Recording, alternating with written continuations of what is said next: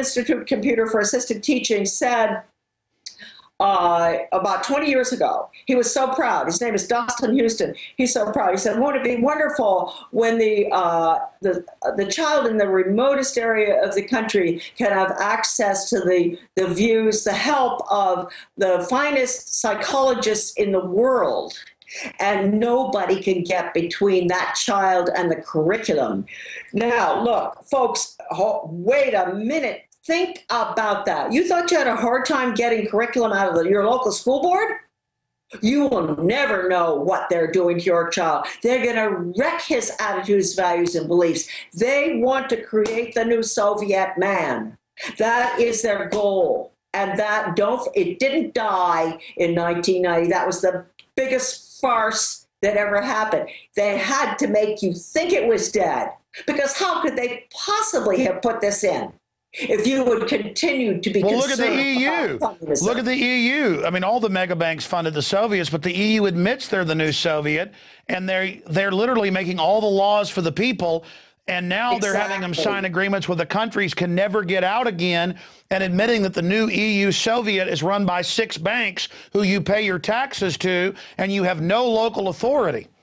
Well, the people, you asked me again, we have got to, Sam says something about, I really appreciate my son. What's what I said? He said, nobody is guarding the castle.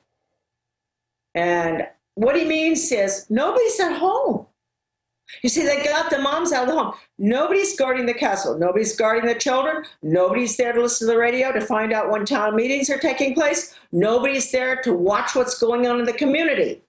Nobody is guarding the castle. The castle is our home. They want to take our castle away, too. They're going to take the older people's castles away. In England, you heard that, Alex. Anybody, in their late 70s or 80s who lives in a lovely house in a beautiful property, they say, no, that's not fair. They should get out and live in a nice little assisted living place. I saw that in the BBC. They're now saying you own your own land, you're going to be forced to sell it and move the other people in. Absolutely. So people in the castle, please, folks, maybe you're not guarding your castle. You're both going to have to go to work.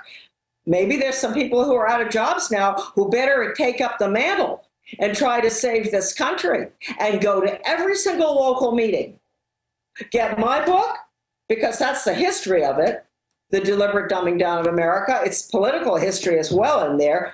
Get it, buy it in boxes, get cases of it, and get Rosa's book, Behind the Green Mask. Those 2 books, there may be other books out there, and I don't mean to, cut other people out of that, but I do believe you cannot do anything unless you are informed. You have to have ammunition. You can't win a war without ammunition. The ammunition is in my book and Rosa's book. All right, let me stop you again for a moment here. Again, former head of policy, #2, Department of Education, when you discovered all of this, and again, the book, Deliberate Dumbing Down, and now the Behind the Green Mask are both available at INFOWARS.com if folks want to get those and support both the authors and our operation here. This is a new type of authoritarianism. It's creeping. It's run by the mega corporations, so it's corporatist and bureaucratic. At the same time, it's this merger of fascism and communism that you talked about in the congressional hearings. It became evident was the plan of the Ford Foundation. Those documents were covered up for a while. You were able to get them. They're on your website, your son's website. Anthony Sutton exposed it as well. This is a diabolical program that's now out in the open. Ban Ki-moon last week said world government and to fund social services that will be in all your homes. The UN must make sure you're raising your children right. He was being honest. World government to be in your house. World government to be on your farm. The predator drones watching the farmers, watching the rural people. They want us under Agenda 21. And here we are. It's happening. It's unfolding. And I don't want people to be scared because the globalists are freaking out saying there's a huge awakening. But we've got to wake up to what's going on. We've got to wake up to what's happening because it's now unfolding right now. But I wanted to specifically ask you about where this stuff came from. I know that in an earlier interview you broke that down, but break down where it came from, how the eugenics ties in.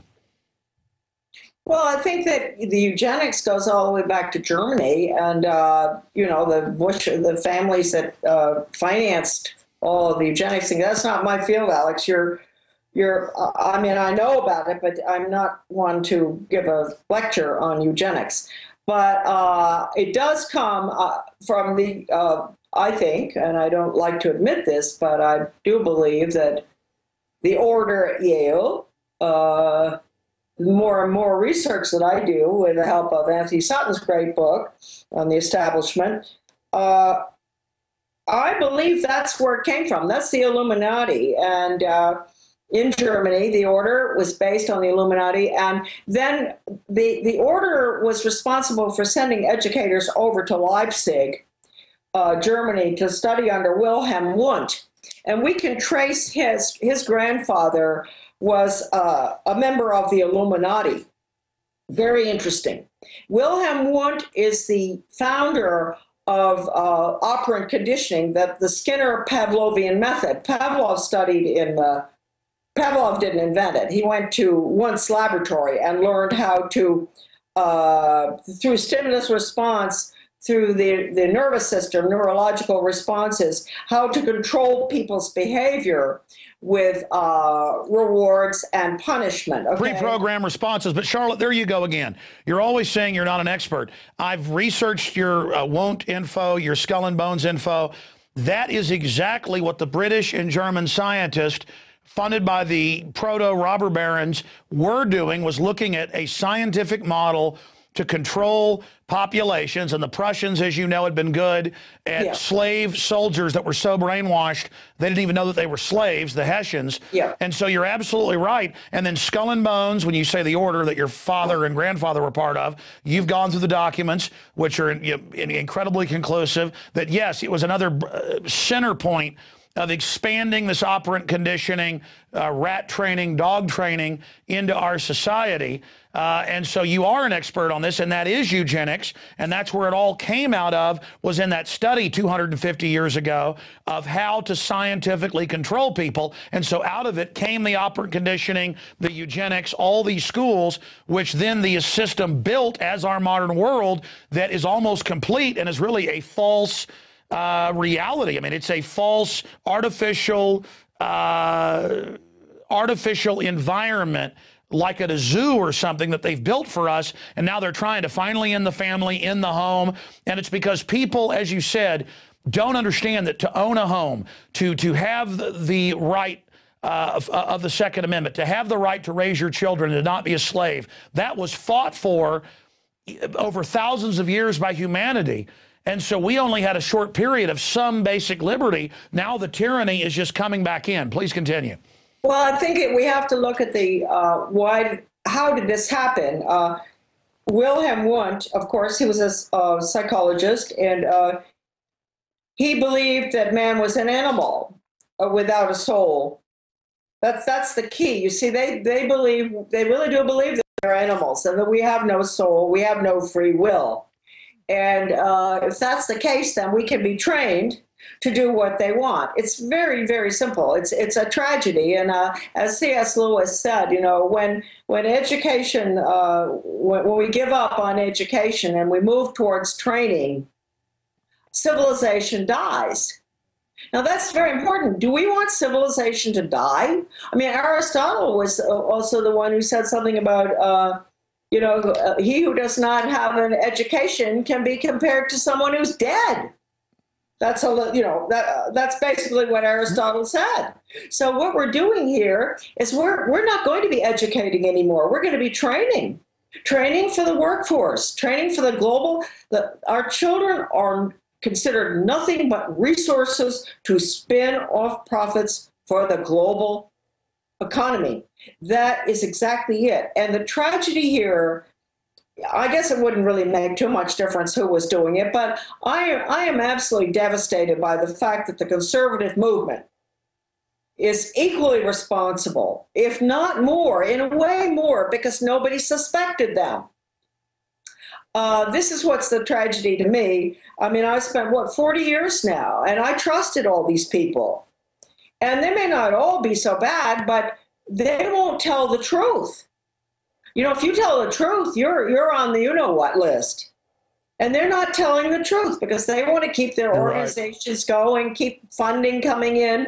And that makes me sick because it's our children's futures. And we're giving the whole world to the scientific dictators when their white papers are all public. Going back over 100+ years, we see them following their program of a bunch of inbred royalty that funded eugenicists and psych warfare experts for brain war, as Hitler called it. Yeah. And look what they're producing. When you believe that humans are made in the image of God and can reach for the stars, you get Beethoven, you get science, you get space exploration, you get beauty, you get strong families. I didn't know you had that sort of beautiful side to your means of expression. That's beautiful. See? But just to finish that statement, when they believe we're ugly animals, look at the fruits of the New World Order now that they've been in control. Uglier, dumber, just filthy. Just the culture is like a sewage pipe busted open, and the elite themselves are not immune from this. It's blowing back on them, and they're becoming more and more twisted. I mean, they have opened hell's gates. Well, they have, and they, you know, religion is out the window. And before I forget, because we're talking about what can we do, well, all of us should become very active at the local level and watch the state too, and the state planning office. If I were you, I would go to the state planning office and I would ask for every single document out of UN Agenda 21. You want to see all of it and become informed. And then go back, do your homework, go to your local community. Don't allow any of these changes to be made unless they've been completely researched and that there is no federal or international influence in them, right? Now, the other thing, the most important thing, of course, is prayer. Please, what religion you are, but pray. Pray that we can extricate ourselves from this evil totalitarian system that once it's gone, once we've lost this freedom, that's the end. I think it was George Orwell who said something about once we let it go, freedom go, he said, that's it. He said, it's like somebody putting their boot in your face and that's the end and it won't come back. So don't say to yourself, well, I don't know, I think I can find the time to do that, or I don't know, whatever. You can don't allow yourself to find a single excuse. Exactly. Orwell said O'Brien's torturing Winston, and he says, do you want to know what the future is, Winston, as Winston's being basically tortured to death and brainwashed and broken. And he says, what is it? And he says, it's a boot stomping on a human face forever. The future we're building, Winston, is not more beautiful or something that gets better. It's trampling and being trampled upon, more ugly, more twisted, Winston. It's about pressing on the nerve of power. We're the priest of power. It's about ugliness, Winston. Look at my face, Winston. You think I look ugly and burn out? That's the vigor of the hatred destroying humanity. We love death. We are psychopaths that enjoy ugliness. That's, you know what, that's the whole quote. It's really very good. And of course, Orwell, he knew because he was part of the group that was involved in the Fabian socialist. Yes. And so he knew. I mean, we've learned an awful lot from these people. We should really thank them, like Bertrand Russell and George Orwell. They've told us what's coming. We should thank them, but we don't listen. We just think, oh, that's something that my teacher gave me to read. Oh, maybe they did, about 40 years ago. But the point is, we cannot, you have to ask yourself, do you really want to live in this kind of a world? I mean, it's hard to believe that anybody would want to. That's the question you ask yourself, and you think, oh, well, they couldn't want that, so it's not going to happen. Well, they do want it, evidently. They have sick in their heads. They do want it. And